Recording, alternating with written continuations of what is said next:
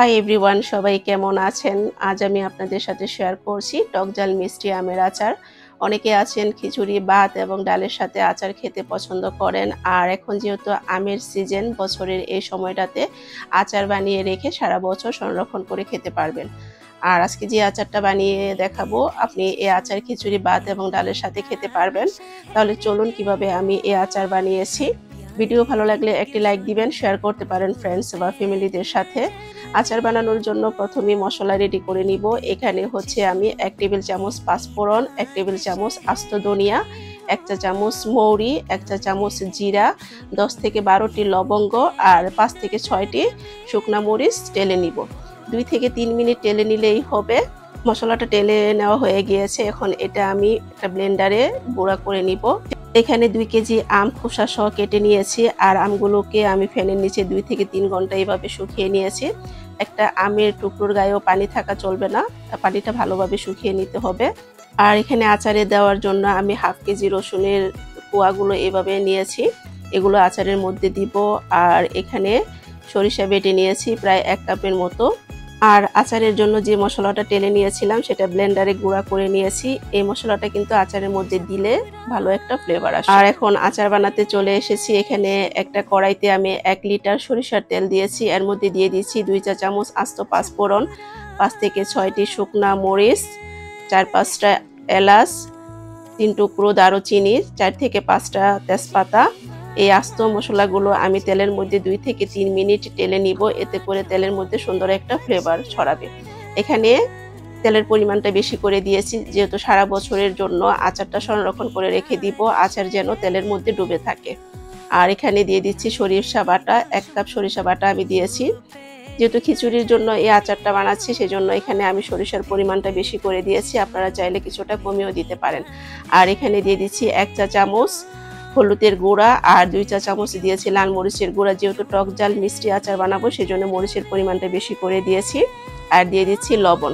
এই মশলাটাকেও 2-3 মিনিট হচ্ছে ভেজে নিব। তারপরে ভেজে নিয়ে আমি এখানে আমের টুকরোগুলো দিয়ে দিচ্ছি, দিয়ে এটাকে ভালো করে মশলার সাথে মিশিয়ে নিতে হবে। আর এই পর্যায়ে দিয়ে দিচ্ছি 1 কাপ চিনি।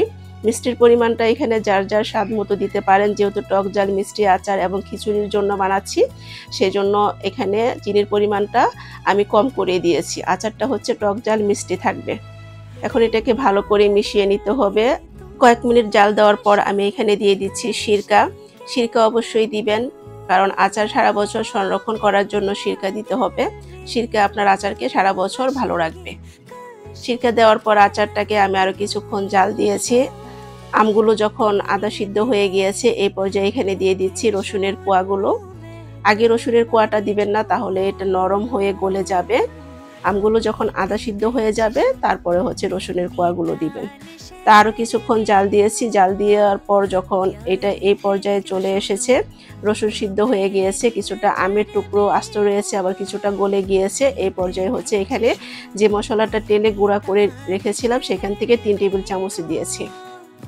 আর আচারটা প্রায় আমার হয়ে গিয়েছে। এখন একদম শেষ পর্যায়ে এসে আমি এই টালা মশলার গুঁড়াটা দিয়েছি। দেওয়ার পর এই যে আর কিছুক্ষণ জাল দিয়েছি। জাল দেওয়ার পর দেখতে পাচ্ছেন আচারের তেলটা একদম বেশি উঠেছে। আমার আচারটা রেডি হয়ে গিয়েছে। আমি এখন চুলাটা বন্ধ করে দিয়েছি, আচারটা নামিয়ে নিব। আচারটা রেডি হয়েছে কিনা এটা বোঝার উপায় হলো, দেখবেন তেলটা উপরের দিকে বেশি উঠেছে, এই পর্যায়ে হচ্ছে আচারটা নামিয়ে নেবেন।